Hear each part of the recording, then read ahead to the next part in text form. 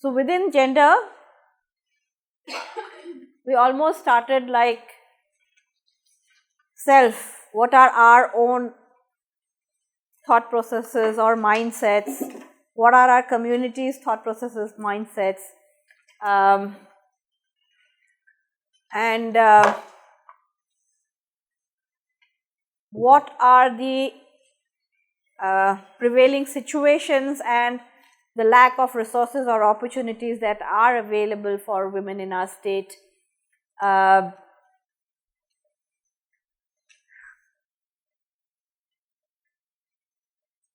we also looked at the SDG goals. In the SDG 5, in terms of gender equality, one of the indicators or target is about women's leadership and its their participation in decision making in political, economic and social. So, that is a very, very critical element that globally people are talking about, that governance is one issue which we really need to work on under gender equality. So, if we look at governance, what is the meaning of the word governance that comes to your mind when we think about governance as a word?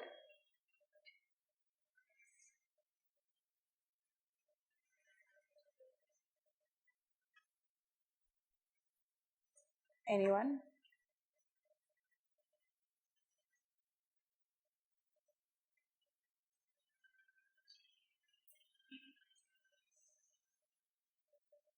Any thoughts? Governance?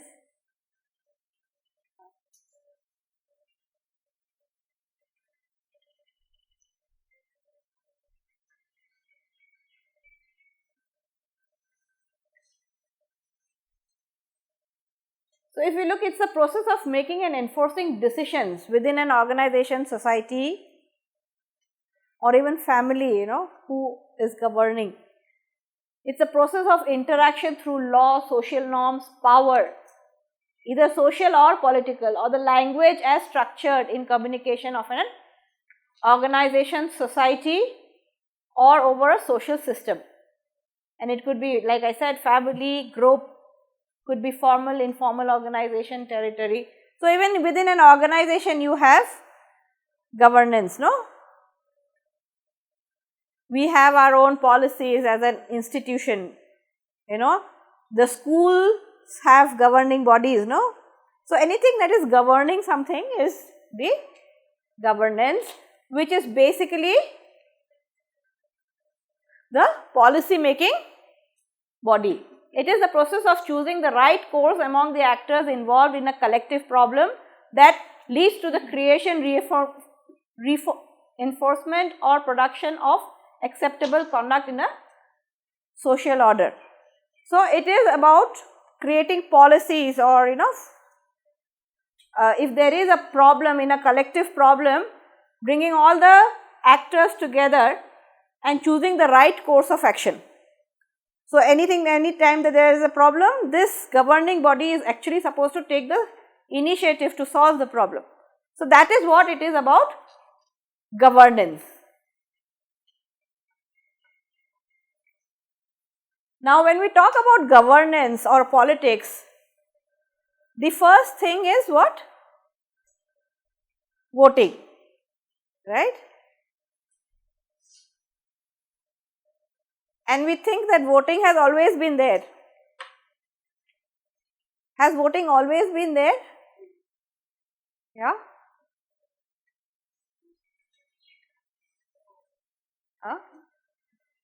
Globally? Even in India, when there was this British rule, there was the system of voting, elections, but women were not allowed to vote. In 1920, first time women were allowed to vote, and that also selected group of women. only those women who were paying taxes to the British government were allowed to vote. Men were allowed, but women were not. So, India, okay, after independence, India, women got. But there are many countries where still, even later, 2011, Saudi Arabia, many countries still where even voting rights is not there with women.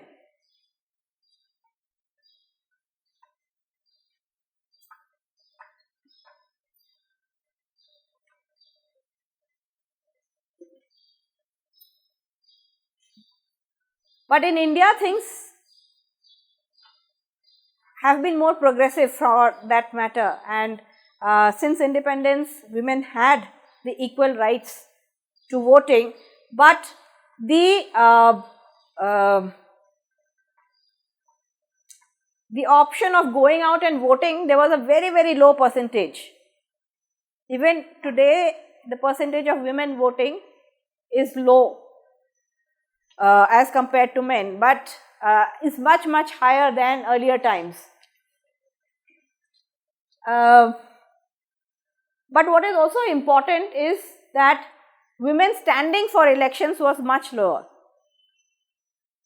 And to remedy this low participation of women electorals, in 1994, the reservation or the 73rd constitutional amendment came into being, wherein there was reservation for women in local governance to effect of 33%, and there are some states which have made it up to 50%, like Andhra Pradesh, Bihar, Chhattisgarh, Jharkhand, Maharashtra, Odisha, Rajasthan, Tripura and Uttarakhand. They have a 50% reservation. There was also this Women's Reservation Bill 180th Amendment, which was placed in the Parliament but is yet to be passed. This also talked about 33% reservation in Lok Sabha and State Assembly elections. What are the benefits of women in governance? Why do we think it would be good to have women? Political participation of women after the reservation from 4 to 5% went up to 25 to 40%. That's what it ranges now. But that is in local governance.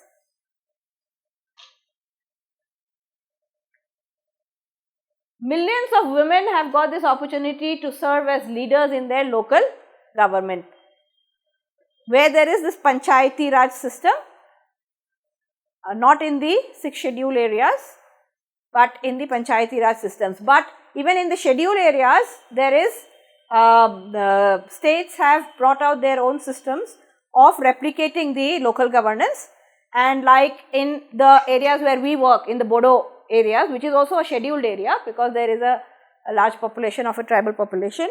So, there also we have something called the VCDCs, Village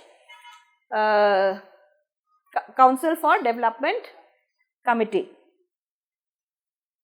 So, these VCDCs work in the similar fashion of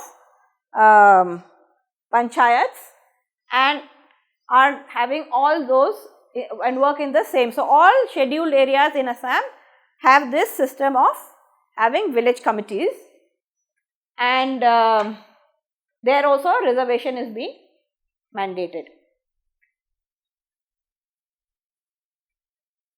The effects of reservation for women has seen an increase in the number of public good delivery along with infrastructure, including water and roads. So there have been studies and which has seen that over the past, if they have looked at performance of women panchayat sarpanch, or where women are in the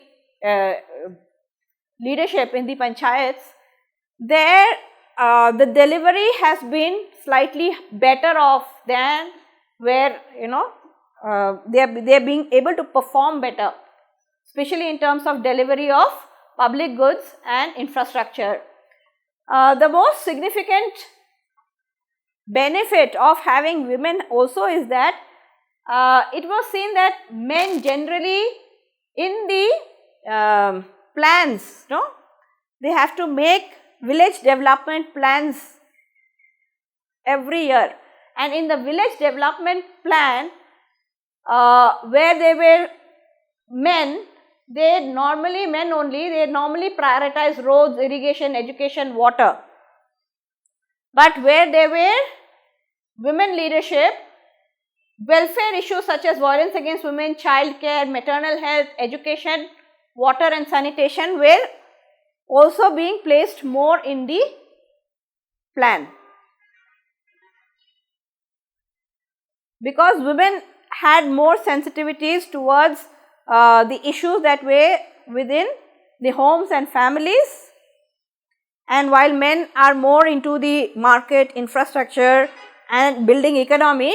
So, I think because of that orientation, the village development plans have largely been more tilted towards infrastructure development and market oriented programs, while when there are women, there are also welfare programs along with education, water and sanitation kind of initiatives.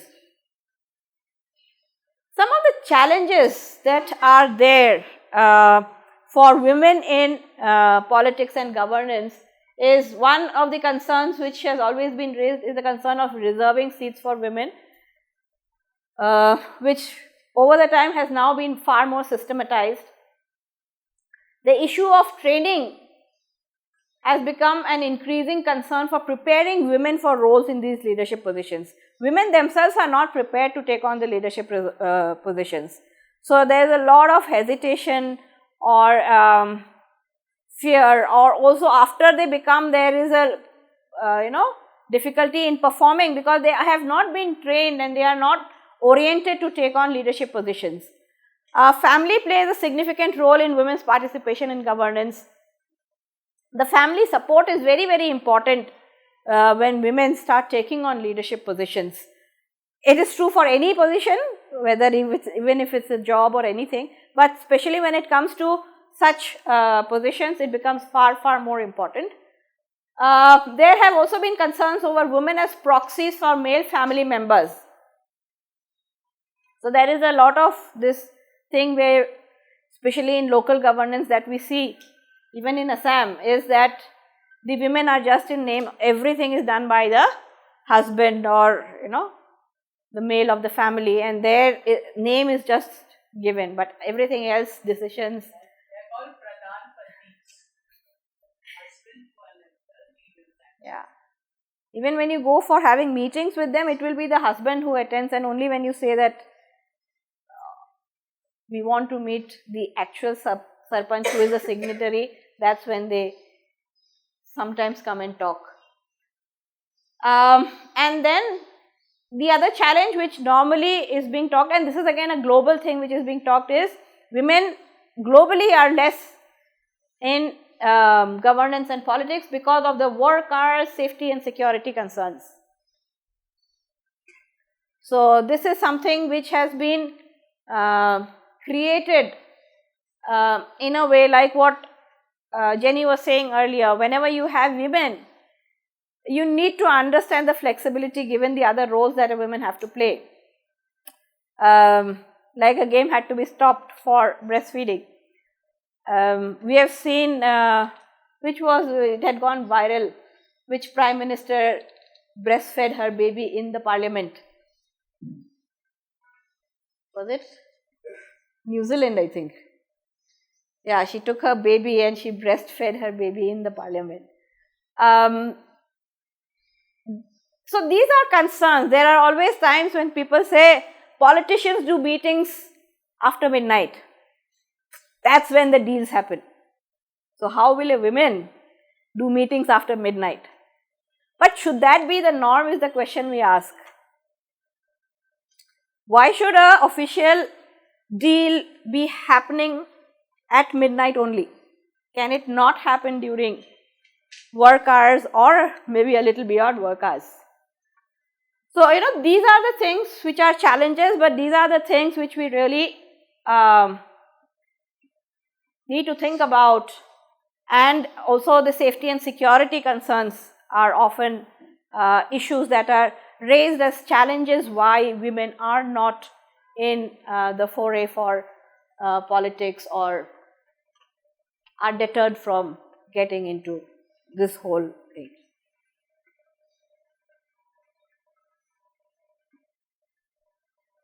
So, any thoughts, any questions on this?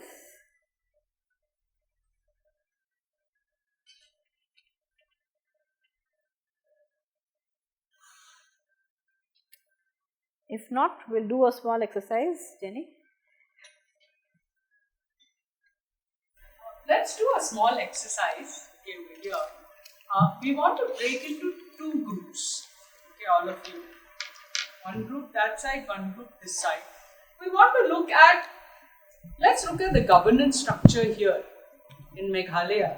Okay, and let's see that traditional governance structure that you have from village upwards. Whatever is your system. So you have Dorbar at the village, next level is what?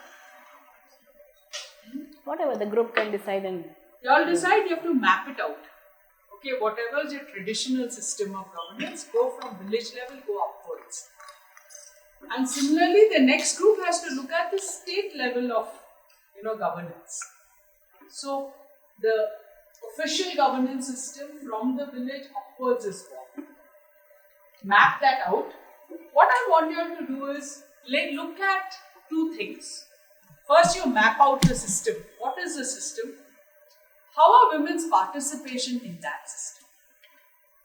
Talk in your team. Okay. And how do you increase women's participation in that? So first, what is happening now, and then how do you increase? If you have to do something, what should you be doing? Okay. Let's just start thinking a little bit in the governance. Okay. Because a lot of your projects, programs will go via the governance system. Okay.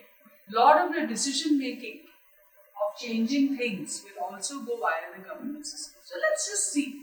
Open it up and let's see what's possible. Okay. How do you want to divide it? So we will give chart paper where you can draw what is from the village level till the state, what is the traditional system of governance, and the other team on a chart paper will draw up what is the governance system in the political or the government system of governance.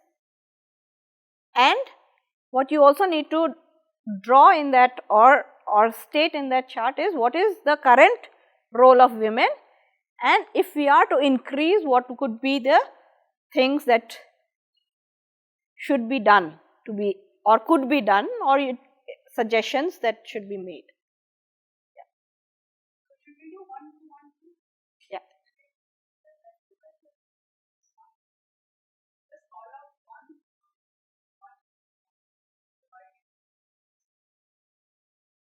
Bye.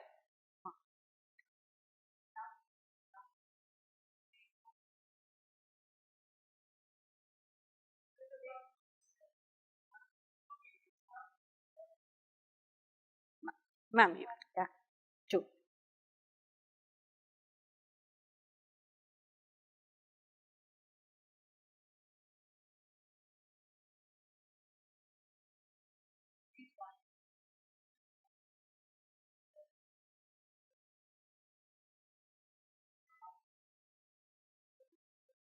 All the 1s come this side, all the 2s come. What we can do is just turn your chair around. Yeah, one can face the other. Relax. Maybe this can just turn around. Yeah.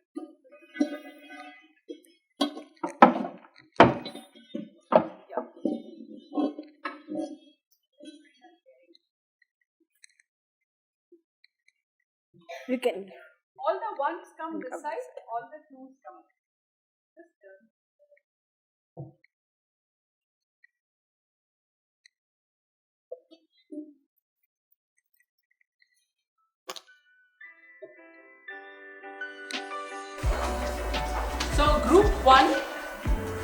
Yeah.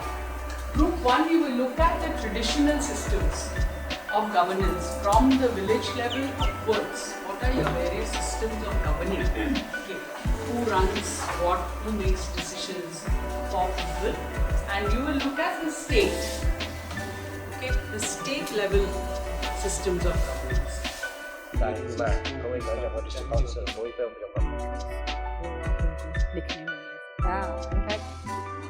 it strikes me only as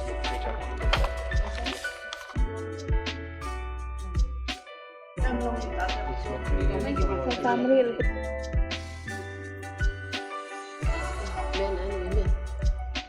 Oh, Let's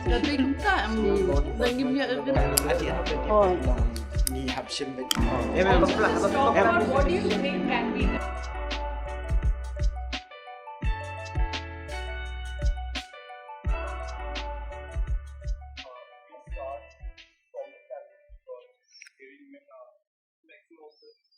Taken place, we can always put the women's role out here in the decision making, because in family it matters a lot. Then we see Rangbakur, it's quite male dominated, but females are allowed to share their ideas. Then we go to Rangbash now, wherein again we see it's male dominated, but custom varies in different places. Then CM is quite male dominated and also clan restricted. Then we can see autonomous district councils. So I'd just like to put some ideas, stress some light on it, because autonomous district councils under 6th schedule, they're given the power to make laws on various social institutions like marriages. Especially, I'll just stick to marriages, because like I've been seeing from the KHDC, they draft a lot of bills, and all these bills, it comes to law department for vetting. And I've seen that there's a pattern of laws in the bills. I've seen like 3-4 bills which just states copy paste the same ideas. And like issues on marriages also, if only male makes the uh, laws on marriage for women, then it's inequality. So herein, if women are put, their roles are put in decision making, in for example drafting laws also, then there it will be a major inclusion, where from wherein, if we see the trend, the Rangba Kur, Rangba Shnong CMs, we can make a change. Even the laws out here are quite oral, it's not codified yet. Still, there are chances that changes can be made.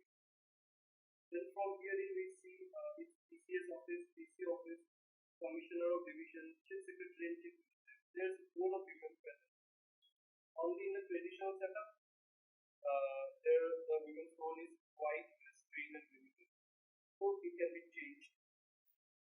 But when you say women are present in all the others, yes, what level are they present? What kind of decision making? Are they like, representing? Exactly. Like if we see the DC office right now, there's inclusion of women as DCs in Khasi Hills. If you see chief secretaries also, uh, that I have to see, like 2, 3, 2 DC. 2, Two DCs, and how many 11. districts do we have? 11, 7, 12. 12 districts. There are 12 districts and 2 women DCs. Important, they are there, they can come, but still numbers are very little. There's a change. What is this DCA? Deputy. The DCA. Yeah, deputy, yeah. And then DC's office, and then DCA is what is it? Administration office, like it's in the customary So laws. what we are saying is there are women working in the DC's office. Yes. I understand correctly. Actually, DC's office, herein all the IS officers are recruited that way. So there's a change, there's a trend. From last year, the selection of IS officers follows, there are like 3 officers are selected each year. So 2 are males, 1 is female. So it's a trend right now. So things will change here. It'll take a change out here, but slowly. But changes have to be made here as well in the traditional setup. That's much required. And that is administrative and governance are slightly different. The policy maker is the governance, which is the political framework or the traditional framework like the autonomous council, or even Rambashanam can make for the locality policies and decisions, whereas administrative would execute the decision made. So we have women in administration of the execution of the decision, but in the decision making, what is the proportion of women is something I think that should be different. Exactly. So this is the shift. Suggestions. When we talk of women's representation in anything, there are two types of representation. Okay, one is that women are there in numbers, okay?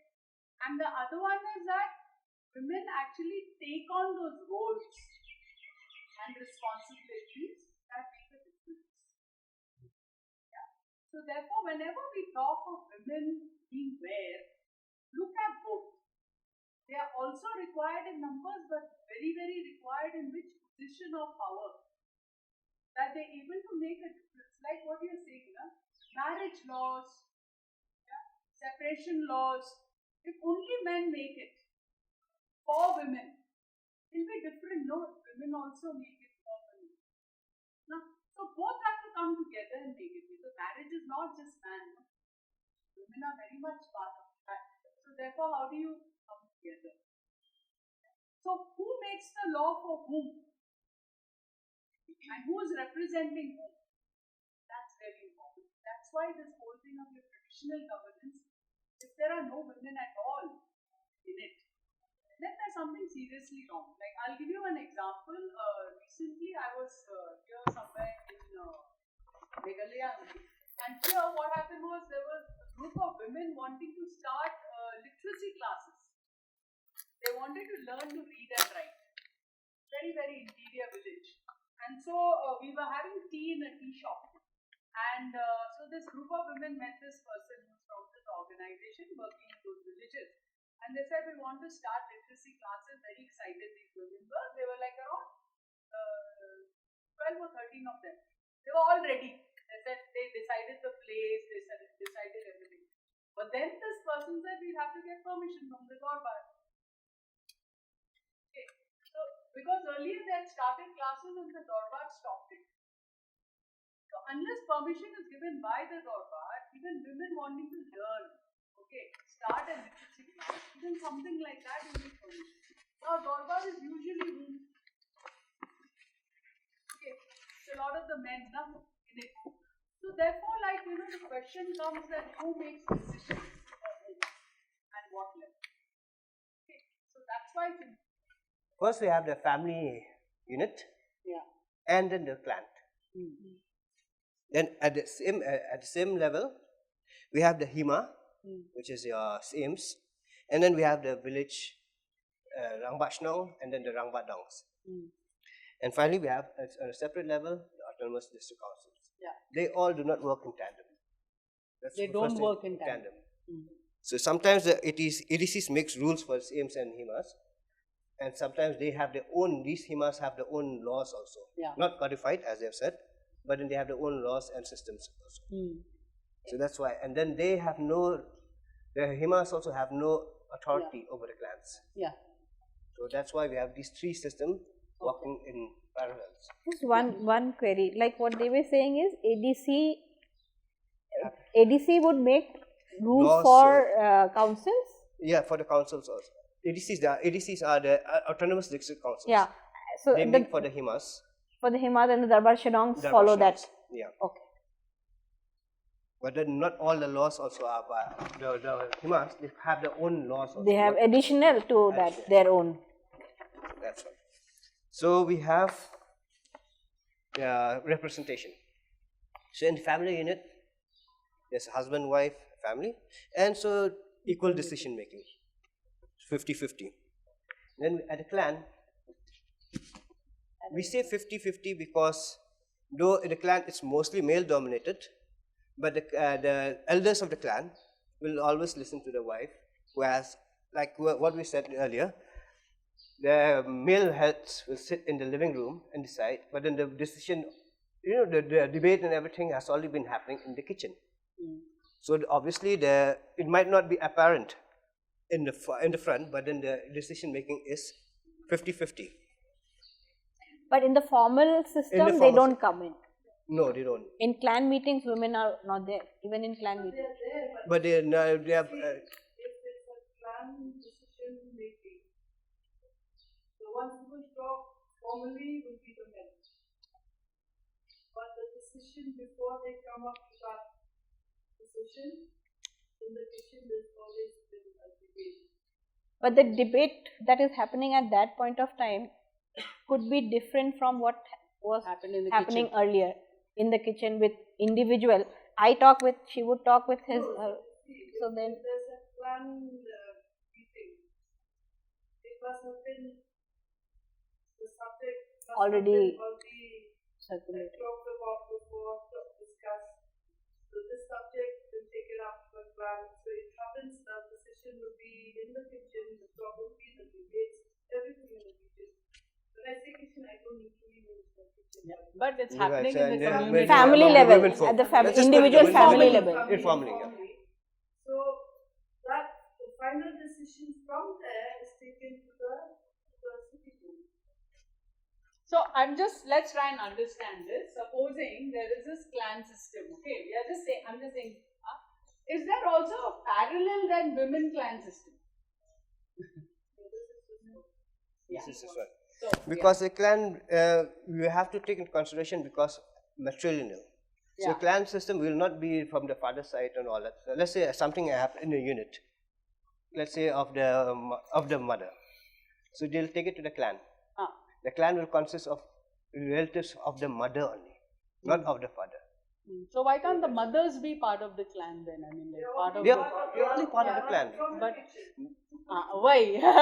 that's So like, that's yeah. what. So they will take decision based on the matrilineal system. So all the clan members of the mother will come, and then they will make the decision which is in the best interest of the family. Point to note is that the husband has no say. Yeah. in this guy. But the uncle has got a say. So the uncle will represent the clan or the family. The family, not the clan. So then we have the Darbashnang. Darbashnang is 100% male dominated, as they must have said. But then parallelly to that, we have the Sang Samla and the Sankantai, which is the youth groups and the women group. So women also have a say indirectly, not directly, but indirectly, and they can influence the Darbashnang. So will the Darbashnang then invite women's opinions, okay, officially? Yes, in most of the time, they have to take, because they cannot take a decision only based on their own thing. They have to take, sometimes they even call in the youth groups also to take. Then we have the same, the Dolois and the Nokmas, three different systems. They are mostly 100% male dominated, and they consist of members of the clans, of the ruling clans. And then we have the district councils.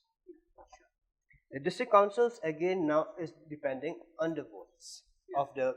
So we have a 33% reservation of seats for women. But then if there are no women coming forward to stand for elections, then the participation goes down. So that's it. Yeah, even if they come forward, then one vote. So that is again, that's another talking point. So what are your suggestions and thoughts of? So suggestions. See, at present, that's not at the clan level. There's nothing much we can be done. But at the Darbashnang at present, there are debates going on about having equal representation of women. So I mean, there is a debate right now, and they are talking about including women into the Darbashnang. In the small, long executive membership, Now they are getting into it. Okay. So at the Dong same- is a subunit Local, subunit of a village, a locality in a village. are there now. And Im Dolai, and I think since it is head of a clan, will represent the Hima in the council of ministers for the Hima, no? So each head of a clan will represent the clan, and these heads of the clan will form the council of ministers for the Imship. So that will be a challenge to change, because these are tradition, these are tradition systems. And district councils, I think we have to create more awareness and have to encourage more women participation to stand for elections. As soon as we already have reserved seats, but then there are no women standing for elections, and obviously these reserved seats also go up. So awareness is not there, because even here we know that there are reserved seats, like we know that there are reserved seats where women reserve for Reservation. women. Oh, So now only now we're going. it's not been talked about. Or yeah, and also the creating that enabling environment for women to come forward. I think a lot of awareness and. Thank you. Yeah, I think this obviously this does not solve the problem. Okay, this is also a way for us to start thinking. I just want to bring your attention to this. What is this? Deep culture.